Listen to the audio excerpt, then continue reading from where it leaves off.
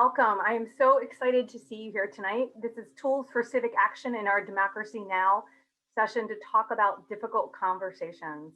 I'm Vanessa Diamond. I'm the Senior VP of Civic Innovations at the Community Foundation for Greater Richmond, and I'm really excited to be here tonight to both talk about difficult conversations, but also to have an opportunity to hear stories. I'm going to tell you a little bit about the series, and then we will get started. This is an RVA Engage series. It is hosted by University of Richmond's Bonner Center for Civic Engagement, VCU Center for Community Engagement, and Impact in the Community Foundation for Greater Richmond. And a special shout out to Plan RVA for being our incredible technology hosts tonight. The series was created in a time where we knew that we needed to reflect on our democracy, how we function, and how we participate every day in our country and in our region. Knowing that we all need to build tools to help us move forward together. Tonight's session is the last in a 4-part series, and it focuses on bridging our gaps and how to have difficult conversations as a civic tool. How do we build relationships and in turn build new understanding? We believe that a part of the civic muscle is to have conversations, brave conversations with those in your life. Sometimes those are people you agree with, sometimes they are people you may not. But by bridging our individual perspectives, we build collective trust and hopefully new understanding. Then we can take those tools and each other to build the community where we all can thrive. There's 2 things that I believe. Our stories matter, our individual stories and our collective community story. I also believe that we do this work together. So before I introduce our speakers and we hop in, I want to give you a couple housekeeping notes. There might be some time at the end for some Q&A. You can always ask questions using the Q&A feature on your Zoom bar. And we have also enabled closed captioning for this event. Please be aware that the transcriptions might contain a few errors, but we're trying. You can toggle this feature off or on by clicking the live captions button when selecting show or hide in the subtitles. This event is based on the values of mutual respect among our presenters, our storytellers, and you, our audience. We reserve the right to remove anyone in the audience member who behaves in a way that is counter to this expectation. We are also recording this event and it will be posted on the RVA Engage website. Tonight, we will first hear from Kathleen Brady and several community storytellers from Secretly Y'all. And then we will have a short presentation on very specific tools that we can each build to have difficult conversations with Emma Yaxto from the Virginia Center for Inclusive Communities. And now it is my honor to introduce Kathleen Brady and the Secretly Y'all Storytellers. Hi, everyone. We are so excited to be here tonight. As Vanessa mentioned, my name is Kathleen Brady. I'm the co-founder and director of Secretly Y'all. We are a Richmond-based nonprofit that has been facilitating live storytelling events here in town and around Virginia since 2010. Each of our events has a theme, such as, in this case, difficult conversations, and folks can submit a story inspired by that theme. The only 3 rules are that the story must be true, told without reading, and be within the time limit, which tonight is 10 minutes. Beyond that, we leave it up to each of you to choose to share your stories and invest in our community. Our regular events also highlight local nonprofits and charities. That group has a chance to tell our audience about what they do, how they impact our community, and how folks can support them and get involved. Our donations we collect at the door of each live event go directly to this featured group. Find more information about us at secretlyall.org with 1 Y on Facebook, and we have a totally new free archive of stories that have been shared over the years at archive.secretlyall.org. Now, the 3 storytellers tonight, I'm going to tell you a little bit about them before they go. First, we have Miriam Dickler. She ran local government communication offices for almost 2 decades, including through some events you have definitely heard about. Now, Miriam is a consultant, trainer, and facilitator. Her favorite coworker is her dog. Next, after Miriam, you'll hear from Sylvia DeVos. She is currently living in the latter years of life cycle, experiencing the quirks of life, and documenting the what in the worlds with her photos and her stories. Thirdly, and finally, you'll hear from Kelly Brady. She is a licensed K-12 professional school counselor living and working in the Shenandoah Valley. She's a proud faculty advisor for our high school's Gay and Straight Alliance Club and Diversity Club. Kelly is the daughter of an FBI hostage negotiator, wife to a small brewery owner, and mom to 2 wild things. So she has a family with whom she holds difficult conversations with on the regular. Sending it over to Miriam. Good evening, everyone. Thank you for having me. As Kate mentioned, I was a local government communicator for close to 20 years of my life. And in that role, I have had a lot of difficult conversations, ranging from the very sweet woman who simply could not understand that I could not convince the Hallmark Movies and Mysteries channel to play more movies and less mysteries because I was the government. And of course I could tell them that, to sitting across my desk from actual avowed neo-Nazi KKK members. I'm going to tell you a story about one afternoon in the summer of 2017, when I was Director of Communications for the city of Charlottesville, Virginia. As I'm sure you can imagine, the summer of 2017 in Charlottesville was fraught. Not only was it summer in Virginia, so it was hot and close in that way that only Virginia is, but we were expecting a big crowd in 2 days' time from when this story is taking place. It is August 10th, 2017. On August 12th, many alt-right individuals would descend on our city, sending us into the national spotlight and reverberating through time to this day. But this isn't a story about that. This is a story about a conversation I had with the then mayor, who was very insistent that he knew the right way to do something that I was in charge of doing.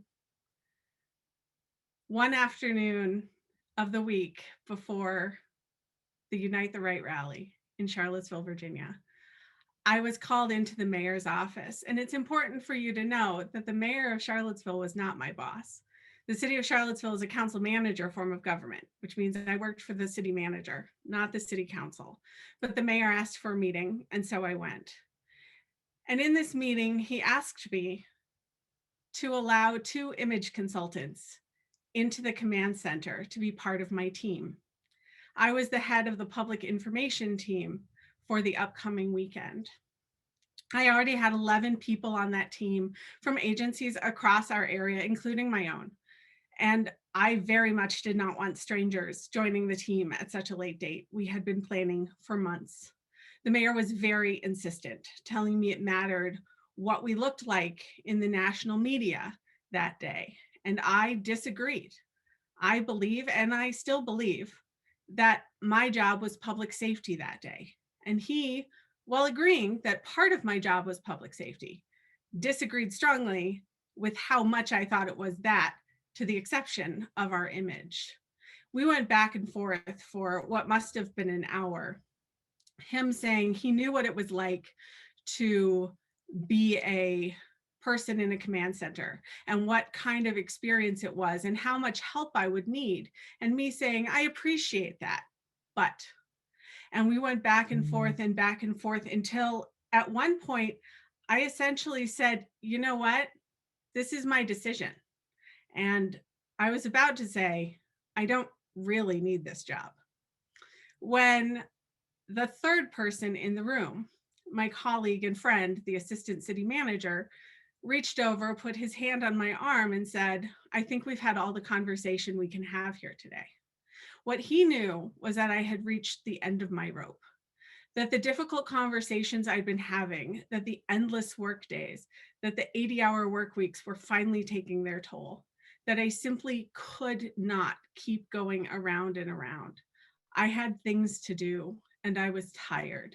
And I know, reflecting back, that the mayor was tired too. And so was my colleague. It was a tiring summer. And the point of this story isn't that there's a good resolution. The mayor and I never reached a detente. We never came to the table and sat down and agreed on who was right.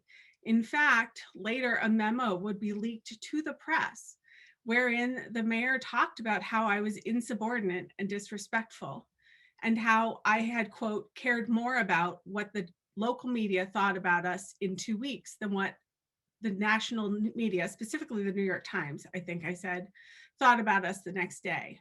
But the problem was he wrote that like it was a bad thing. And I just simply didn't agree that it was. When called about it from the press, my people I worked with every day, I said, yes, that is what I think. I think it is more important what you all write in 3 weeks than what was on the cover of the New York Times on August 13th. The point is that sometimes you have a difficult conversation and you can't reach an answer. You just have to accept that you're not going to get there, but you can still be respectful and hopefully have that voice of reason in the room with you.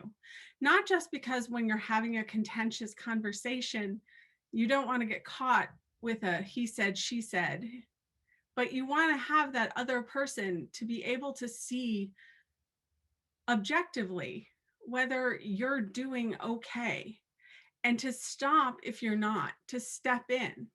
I don't think my colleague said more than 3 words until that moment when he said, we're done here. And I'm not sure I could have stopped that conversation myself.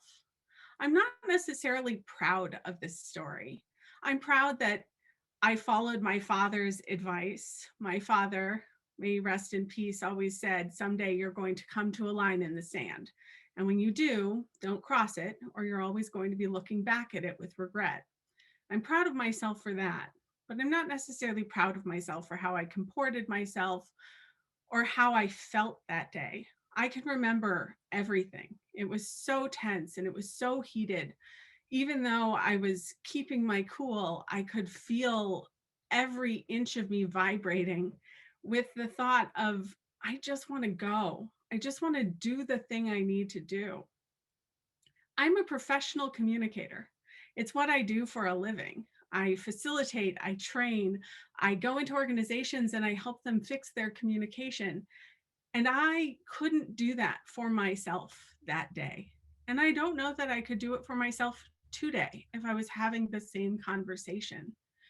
And so I think the point, if there is one, of a story like this, where you end up thinking, I'm proud of the decisions I made, but I'm not necessarily proud of the outcomes or of my behavior or of how I felt about the world looking at this event in my life.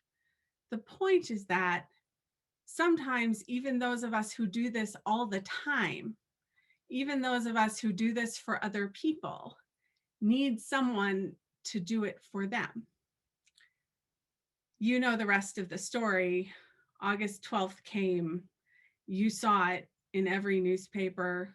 You may have read my name, but you don't remember, and that's okay. It was a long summer. It's still a long story.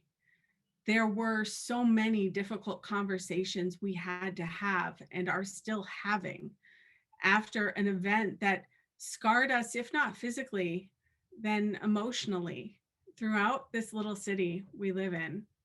We talk about it still. It lives on. But what also lives on is a willingness to engage. And to the credit, I think, of the mayor and myself that day, what we were willing to do was keep having the conversation, even though neither of us wanted to. And with that, I will turn it over to Sylvia for her story.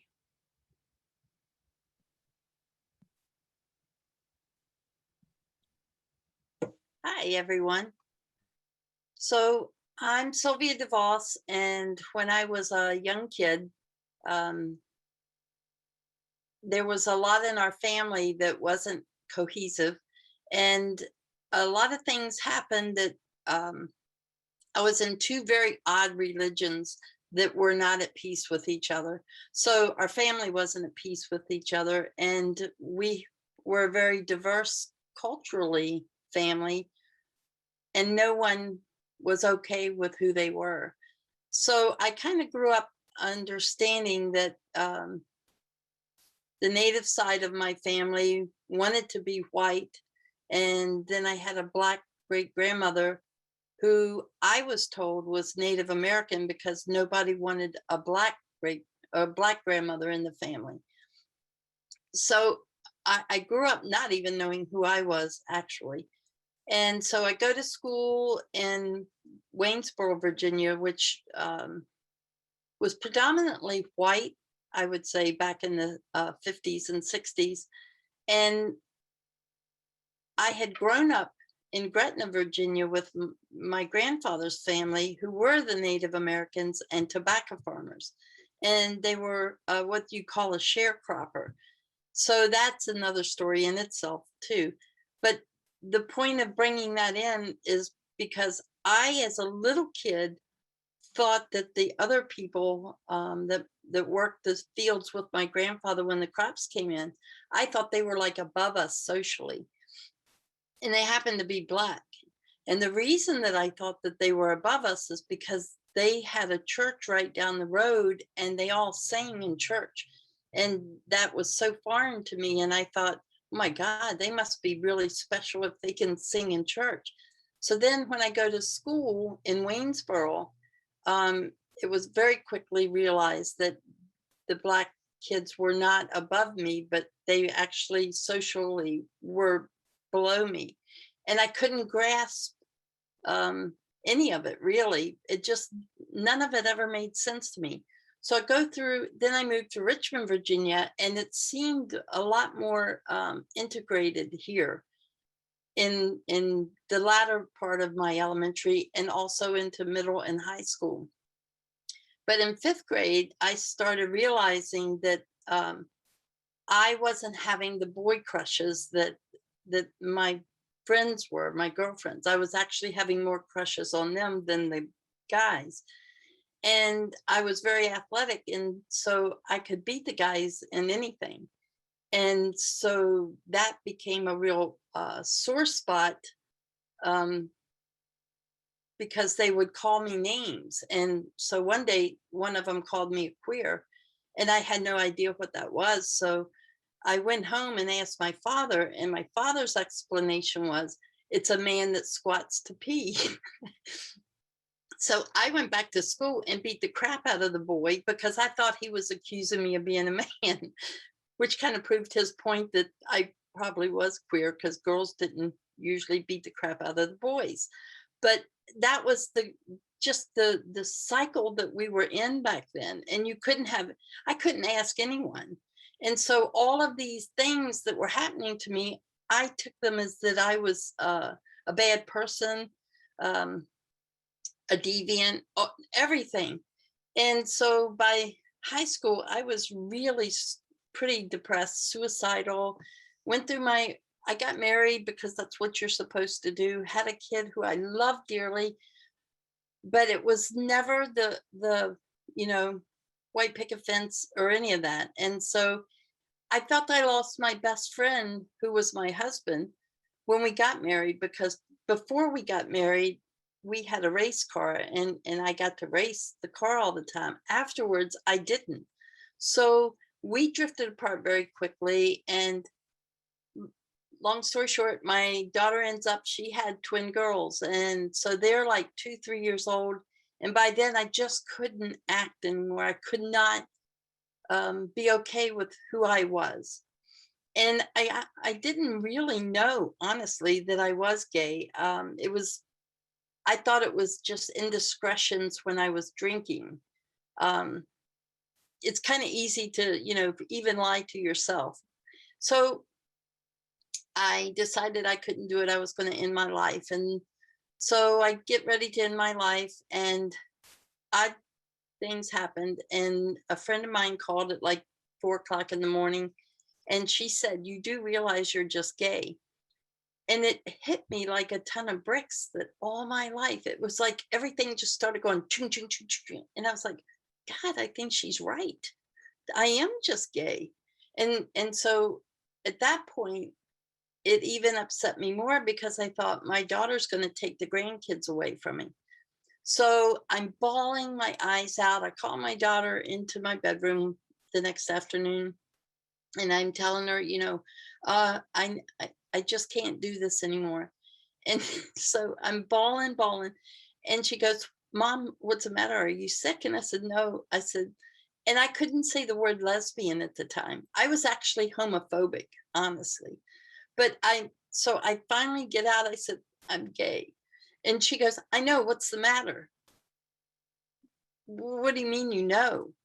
And she goes, you're gay. She says, you've always been gay. I've known that. All my friends know that. I'm glad you figured it out. And so I'm thinking she doesn't understand what I'm saying. So I said, no, I'm gay. And she goes, I know, Mom, you like women. And she said, are you dying or what? And I went, no, I'm just gay. So that kind of became the theme for years, was I'm just gay. You know, all the wacko weird stuff that I thought I was all my life was just because I was gay. So that's kind of it in a nutshell. But it was, if you feel you don't have a platform to be heard, that's where the issues that could be small wind up becoming these mountains, because you have no way to be true and honor yourself, you know. And that's why this is just lovely. And I wish everyone luck with having these open conversations. So thank you so much. And I'm sorry, I'm so bad on names. Is it Miriam? No, Kelly. It's Kelly. Thanks, Sylvia. Thank you. That was wonderful. Okay, so I'm Kelly Brady. Excuse for my scratchy voice. I've been sick this week because we've all been indoors for a year and we forgot what regular sickness was being like. It's very dramatic. So I'm coming to you today from Shenandoah Valley, Harrisonburg, Virginia. It is a land of surprise taxidermy. You may want to walk in to get a haircut and there will also be an oversized stuffed bear staring at you. Go to your local market, more taxidermy. It's fun to find. And this story is also surprise. The surprise of a difficult conversation that you didn't know you were about to have. And I'd like to tell my story today. So I'm going to go back to the summer of 2012. I was a new mom. I just had a somewhat traumatic childbirth experience, both for me in that it was 4 weeks early, and for all of the dear, sweet little Mennonite nurses who had probably never heard so many swear words in their life during my very long labor. It was a rough summer. I had this tiny little baby who threw up all the time and kept me worried.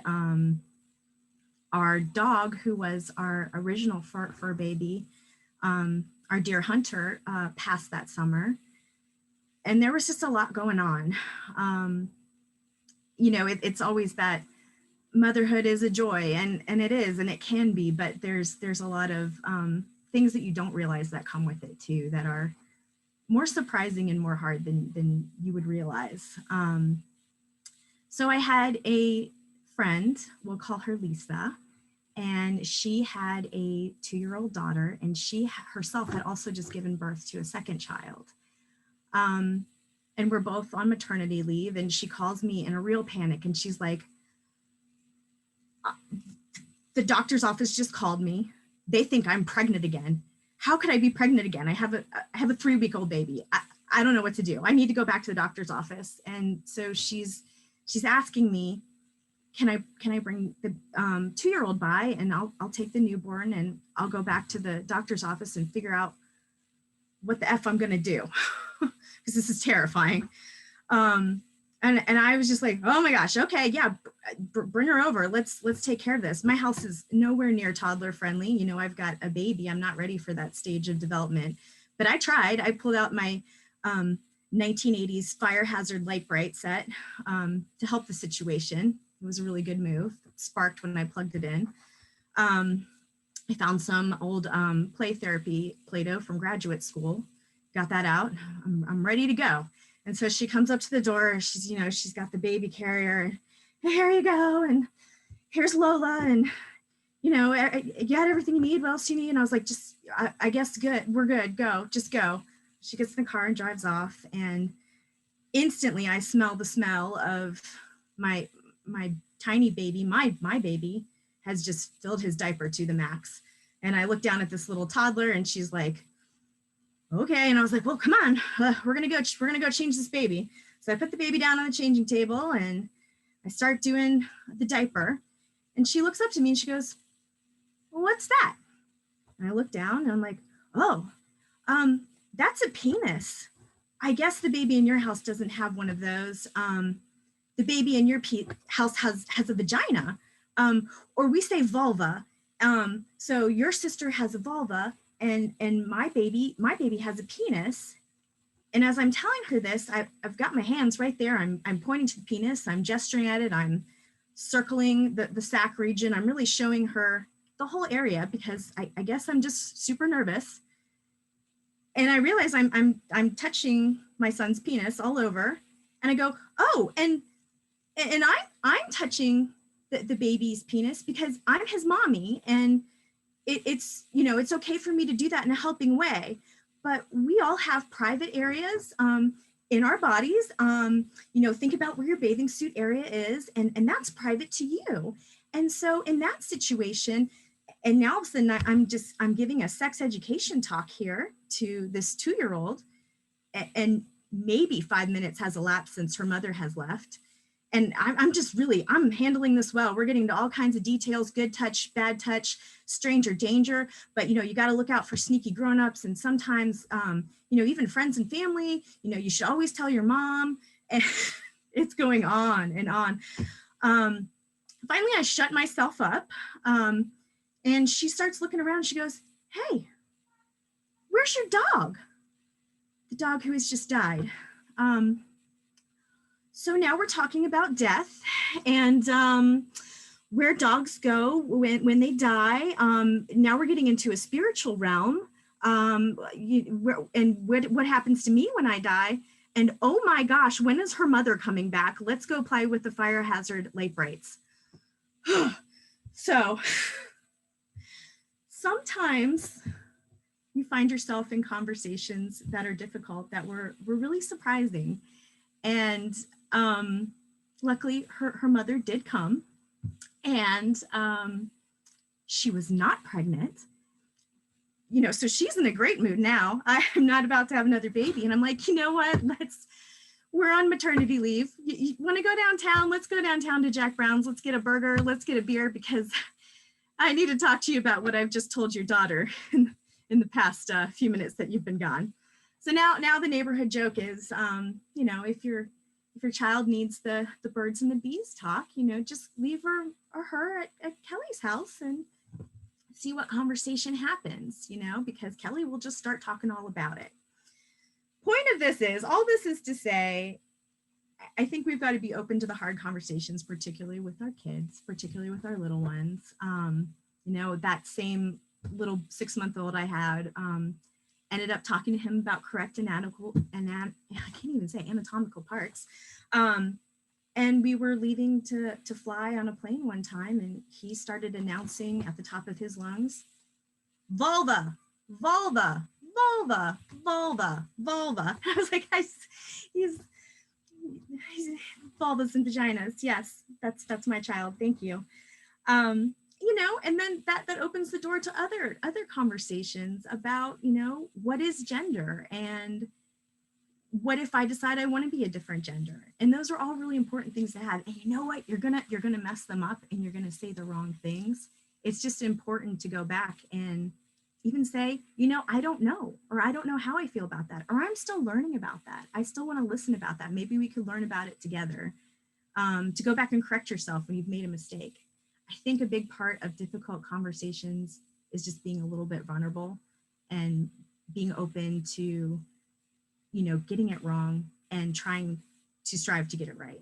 And as a school counselor, I'm a professional school counselor in the Valley. I've got to say, we've really got to be mindful and watching of our trans kids this year. If you have trans people in your lives, they really need our support right now. And so I want to thank this group for what they're doing. And we're going to hear a lot more about difficult conversations, because I'm going to pass the mic back to Vanessa. Thanks so much.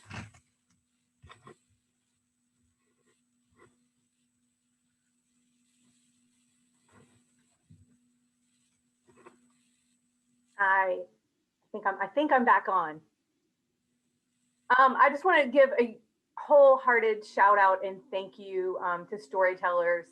The bravery I know it takes to show up on stage and tell your story is one thing. I think knowing that you're also doing it on video and that we're recording it and that you're telling, really some vulnerable components of your life takes a lot of bravery. And I just want to say thank you from the bottom of my heart, because I love this idea of storytelling. And, when we think about stories, we think about stories by the fire, by the campfire. We think about the stories that our parents tell us about their families, or stories that happen to us in our own lives, or you think about the stories you read to your children, or the stories that your parents read to you.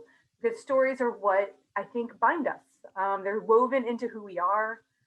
They are sometimes about pain and joy. We definitely heard that sometimes they're about these undiscovered truths that you don't even know are happening. And I think the idea that we are not always clear and open with our voices, and at times we stumble. We stumble and we can't find the right words. We have to navigate how we say things or what we think, and sometimes we think out loud. And I think the beauty of storytelling and of difficult conversations is really what is this idea of the civic tool, is how do we hone this? How do we get better at it? How do we make mistakes and apologize and do better and act better and learn? And I'm really excited to bring forward Emma Yaxo from the Virginia Center for Inclusive Communities, who is an organization I utterly adore and admire.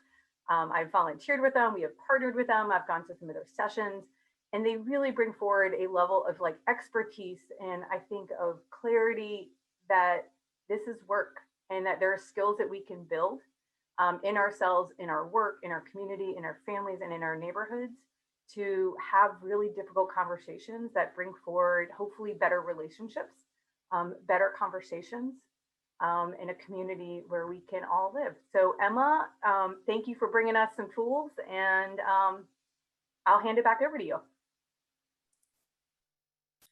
Hello, everyone. Happy Thursday afternoon. Like Vanessa said, my name is Emma. My pronouns are she, her, and I am here from the Virginia Center for Inclusive Communities. Talking about, I think you've heard a lot of stories, and I think probably everyone on this call could get on and tell a story about a difficult conversation that they've either intentionally stepped into or found themselves in and kind of floundered and weren't quite sure what to do. I love talking about conversations. My background is I'm a social worker and as a facilitator. I've spent the last 5 years having conversations with queer and trans young people pretty much every evening during the week. And they're some of the most beautiful and the most difficult conversations that you can have. And through that, and through a lot of work as a facilitator and through our experience at VCIC, we have some kind of quick tips, some guidelines, some tools that we are going to share here tonight to think about how do you actually have a good conversation.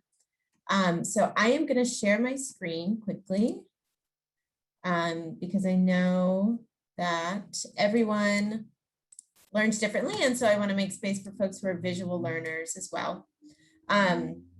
So and Vanessa touched on this slightly, having vulnerable conversations, having genuine conversations is one of the biggest tools to build community that you can have, right? But having a conversation is a skill, right? It is something that actually, it takes intention, it takes practice, and it's a skill that even though a lot of us have, 10, 20, however many conversations you have in a day, it's a skill that many of us still struggle with.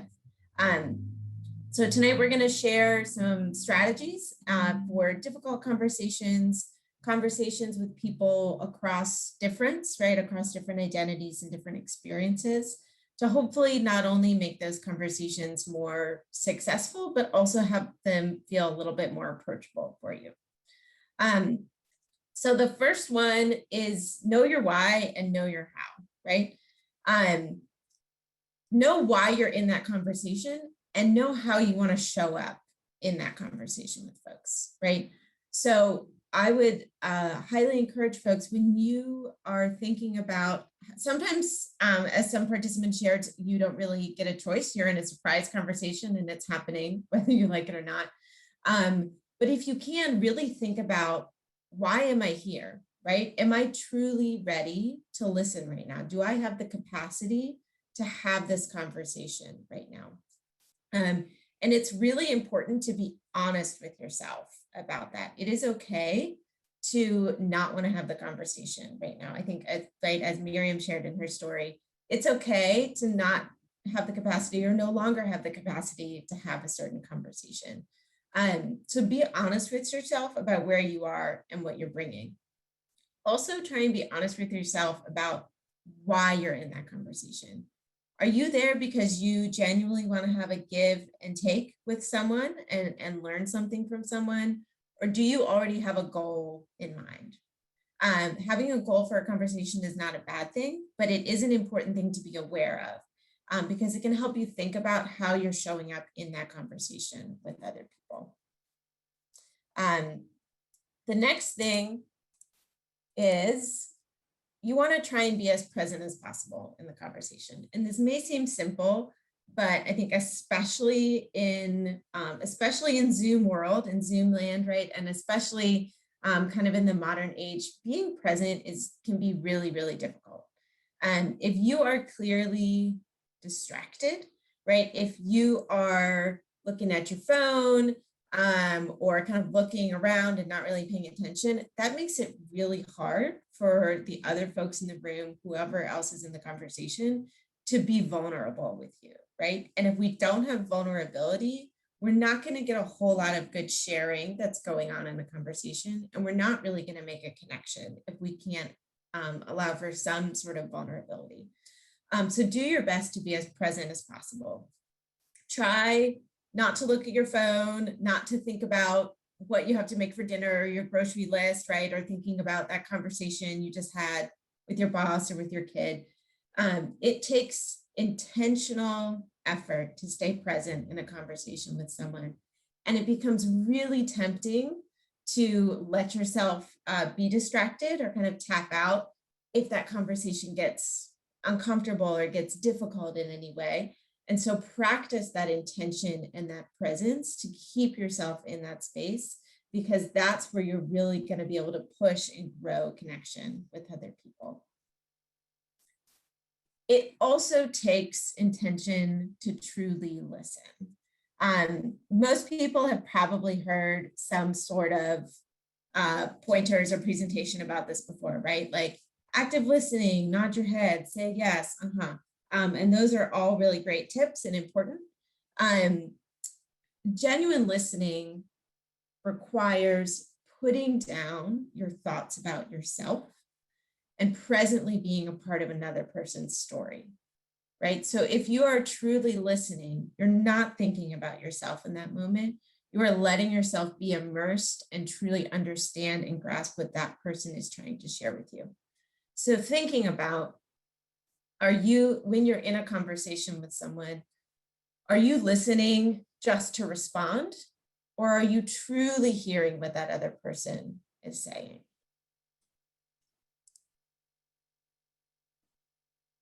The next one is to speak your authentic truth, however it is that shows up for you, and however it is that is comfortable for you. The best way to grow connection in a conversation, right, is to be open, to be vulnerable, and be honest about your experience. Like we said before, if you don't have any sort of vulnerability or openness in a conversation, it's going to be much more difficult to actually build a connection with someone else. So as best you can, model the type of conversation that you want to have, right? When you are vulnerable, that creates space for other people to be vulnerable as well. When you're honest about your experience, honest about how you felt about something, that creates space for other people to be honest as well. And then we don't get to this space where we're all just kind of giving these canned responses about what we think the other person wants to hear us say, right? I'm sure you've all been in a conversation like that at some point. So as much as you can, take that deep breath, right? And again, go back and think about, why am I in this conversation? Do I have the capacity to do this? And if you do, try and create some vulnerability and build some honesty in the conversation that you're having with folks.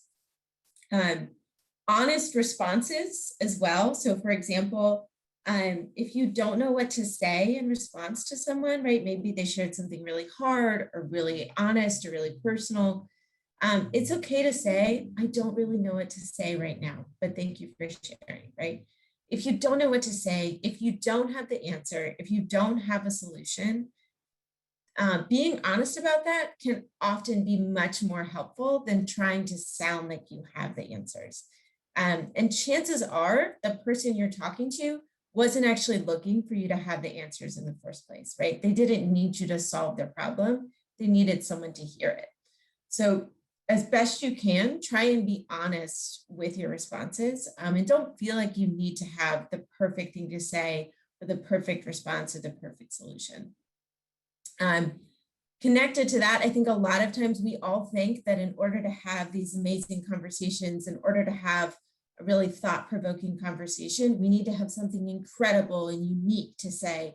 And that's just not true, right? All you need to do is show up as your genuine self and be present and be honest. You do not need to have a list of facts, right, and data that you can pull out. You don't need to have some sort of incredible epiphany or revelation to share with people.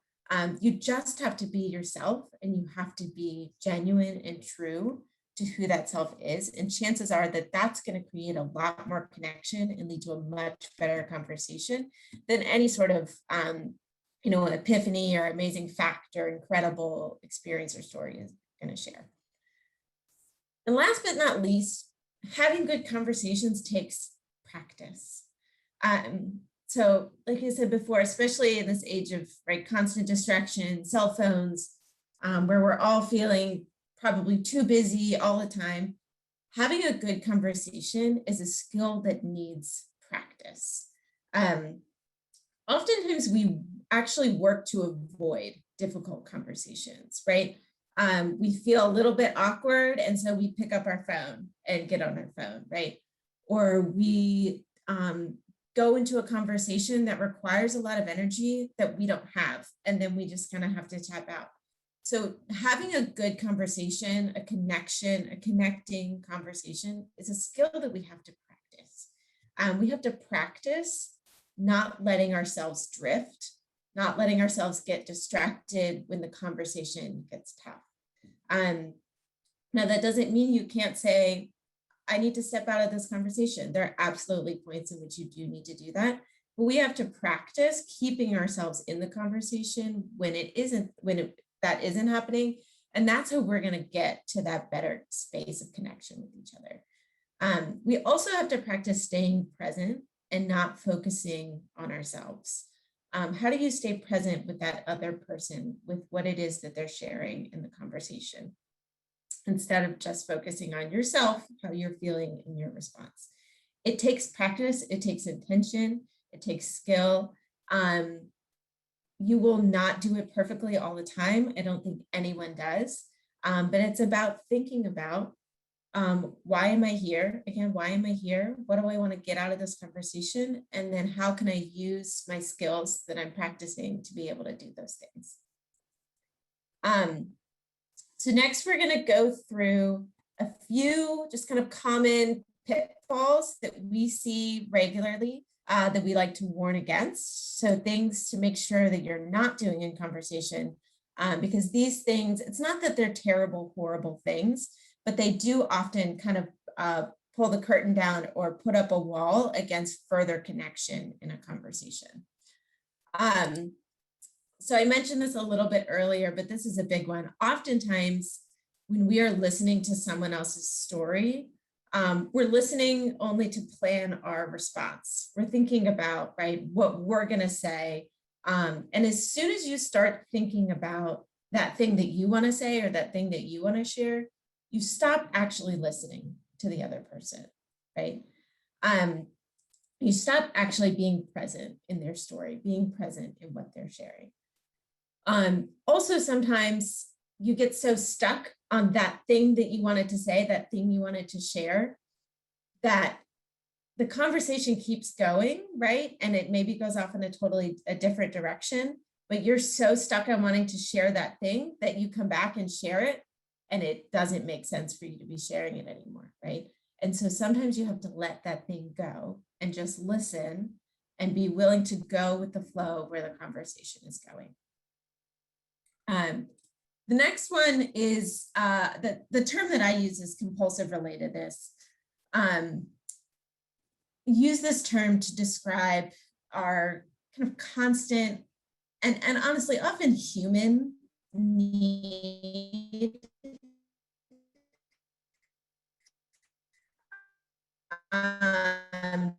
kind of prove that we understand someone's experience of them. It can be a helpful tactic, right? Thinking about an experience of your own can help you build empathy, can help you build understanding, can help you tap into a similar experience so you can feel more connected or understand more what's going on for that person. But your story doesn't need to be shared out loud in order for you to tap into those similar experiences or similar feelings. And oftentimes when we share our story that we think is related, rarely is it a truly similar experience, right? And oftentimes it can make the other person feel dismissed or misunderstood. So we want to warn against this compulsive relatedness, right? It's this feeling of like, oh, I had a similar experience and I need to share that, right? I want to prove that I know, I understand what you're talking about. You can tap into those feelings without sharing those things. And that way it makes sure it doesn't take away from the other person's experience or story. This is a big one that comes up a lot. If we go into a conversation assuming that we already know everything that person is going to say, we're likely going to miss something pretty important, right? So whether that's, I know I'm going to have a conversation about politics with this person and I know where they stand, so I already know everything they're going to say, right? Or we go into a conversation with a spouse or a partner, and maybe it's a fight you've had 30 times before, and you assume you already know everything that person is going to say, right? Or maybe it's a new person in your life, but you have, one or two of their identities. And so you filled in all these gaps and you make these assumptions about, I already know what they're going to say. I know kind of the story they're going to share. And when we assume that there's nothing new for us to learn in a conversation, we're going to miss something important. There is always something new you can learn from someone. You just have to listen well in order to find it, right? And so that requires putting down your own stuff and being present in that person's story, present in what that person is sharing. And chances are you didn't already know everything they were going to say. But when you put that wall up of assumption, it's gonna create a barrier between you and being able to truly connect with that other person. The next one, and this is something I see a lot, what's really important is that a conversation and a lecture are not the same thing, right? And this is something that happens all the time. I'm sure everyone has had this experience at some point. A conversation is different from a lecture, right? If your goal is to explain your experience, your belief, your opinion, and not solicit any feedback, that's fine. But then a conversation is not the medium that you're looking for, right? Write an op-ed piece, write a blog post, post on your Facebook. There are many different ways that you can get your opinion out there and not engage in feedback around it, which is perfectly legitimate. But if you are wanting to be in a conversation, right, and this goes back to that first slide, the first bullet point in that first slide, right, thinking about why am I in this conversation? A conversation is a give and take. It is a conversation between people, right? It is not a lecture and then someone else lectures back at you. So self-awareness of your goals can help you figure out if this is a conversation you're actually ready to be in or that you want to be in. So making sure that you're not just giving lectures in a conversation, but you're actually engaging with folks. And last but not least, conversations are not a self-promotional opportunity, right? Oftentimes, especially when we are talking to people that are different than us, we can inherently use conversations to try and prove how cool, how informed, how thoughtful we are. That's not the goal of a conversation, right? If you are looking for, if you're really looking for the equal exchange that's involved in a conversation, then your goal is different, right? Than a conversation where you just want to share about yourself or prove that you understand. So really thinking about, why am I in this conversation? How do I want to show up in this conversation? And what is my capacity in this conversation to be present, to be able to listen, to be able to put my own stuff down and be self-aware about my experience here. So those are our our strategies, and then our common pitfalls that we go through. So we are gonna open it up for a little bit of Q&A. And also would be interested if folks would like to respond, thinking about these strategies, right? What are 2 that you think that you currently use, 2 you want to use in the future, thinking about how these things would really apply to the conversations that you often have in your life.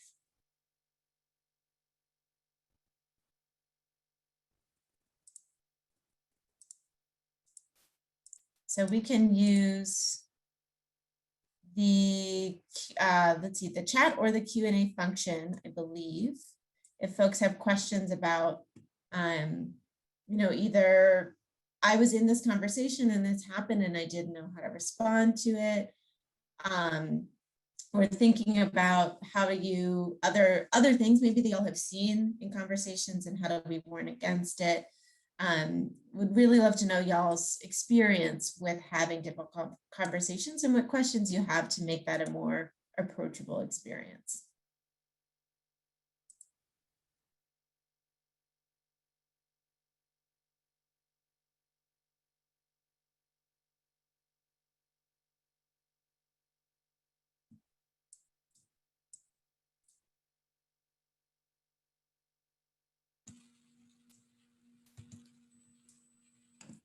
And I'm going to stop sharing my screen just so we can all see. Okay. So let's see, we have a question. Can you talk a little bit more about compulsive relatedness? I love the concept and it sounds familiar, but I broke up briefly while talking about it. Yes, and I'm sorry that I broke up. I don't know if that was for everyone. So compulsive relatedness, I will be honest, I've heard the term several places. I don't know the origin, so I may be missing giving someone credit. And if I am, I apologize. Compulsive relatedness refers to that kind of compulsion, right, within ourselves. When we hear someone else's story, when we hear someone else's experience, and we immediately want to share that we've had a similar experience, right? So, oh, I've been there. Oh, I did that. Oh, do you know this person, right? And it is helpful in the way that it is when you're listening to someone else, it's helpful to tap into a similar experience for yourself, because it can help you build empathy. It can help you build understanding for what that person is talking about. But in order to do that, you don't have to share it, right? You can do that kind of all internally. And when we automatically share our own story immediately to another person, if we were thinking about our own story, chances are we weren't fully listening to their story. And then B, rarely is it like a truly, an example that truly equates to their experience, right? And then that person is often just left feeling like they don't get it.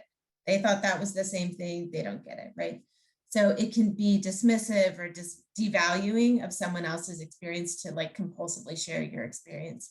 And doesn't usually build a conversation, right? Your story is not a response to their story, right? That's your story. That's a separate thing. So being careful about what it is that you're sharing in response to people and how that feels and why you're sharing it. And I am now seeing a bunch of questions. So if I'm missing things, let me know. If other folks, other panelists want to chime in to help me make sure I'm not missing anything. Talking about the art of an apology, that we could probably do a whole webinar on that. That is a really fascinating concept. I think just a quick synopsis, just from my own personal experience, I think step one is you have to actually want to apologize, right?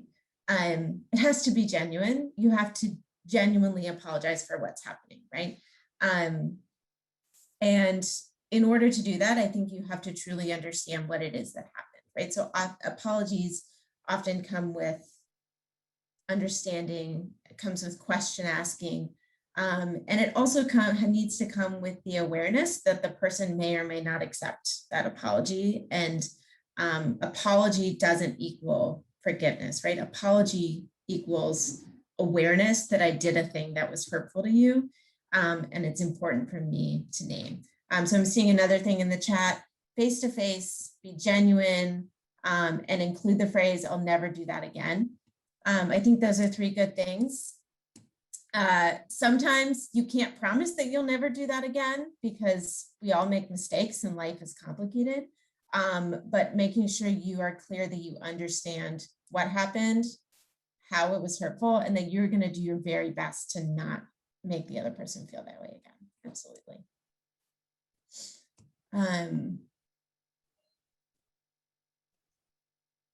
Yeah, so I'm going to take one more quick question. These are all really good questions. I wish we had way more time to be able to talk about them.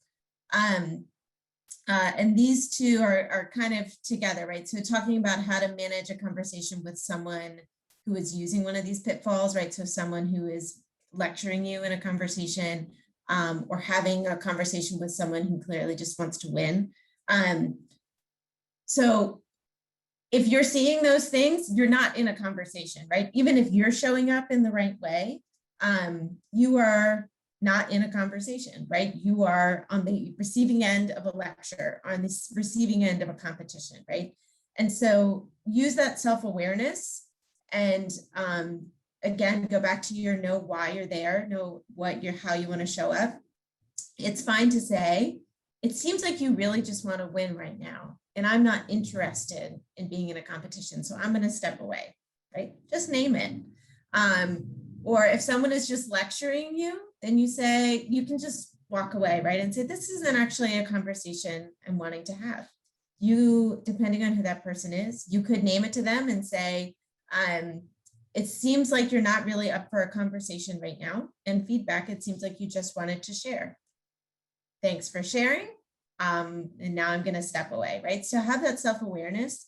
And then with that self-awareness of what's going on, it's your decision whether you want to keep engaging in that in conversation with that person. But you can also just end the conversation and say, this isn't productive. We do not have the same goals. Let's not keep going around and around in circles, both trying to get into a different end goal, different place. And with that, these are really great comments. And I'm excited that y'all are having such good conversation. But I am gonna throw it back to Vanessa because unfortunately we are at 7:28. Awesome. Thank you so much, Emma. Just a quick shout out and a thank you to Emma for presenting, for our amazing brave storytellers and our partnership with Secretly Y'all. Of course, we're going to put a survey down below in the chat. So we'd love to hear from you guys. It helps us think about what this can be or should be in the future. This series was really brought out of our collective curiosity about what it takes for us to step forward and build community. So I want to leave you with two quick thoughts around this. These are tools, and this takes work. The tools we outlined over the 4-part series is really about like understanding our democracy, having knowledge, building your knowledge, taking care of yourself and taking care of your community, really trying to discover information. And then really, how do we embark on these difficult conversations, whether we're talking about in our personal life or if we're talking about on a community level. We have to learn how to use these tools. We have to hone them, and we've got to put them into action in our daily lives and in our community when it comes to advocacy and volunteerism, our philanthropy, and the way that we show up every day. And this is what it means to be in community with each other, is to really work on this skill set and help build who we are and how we show up. So I just want to thank all of you that showed up here to be with us today. I mean, this is part of it. You being here is part of your active citizenship and your exploration of who you are and how you show up in the world. So this video and the rest of the series will be on RVA Engage website, and we hope to see you all out in the world helping build community and helping RVA become the community we all know it can be. Thank you guys so much for joining us tonight.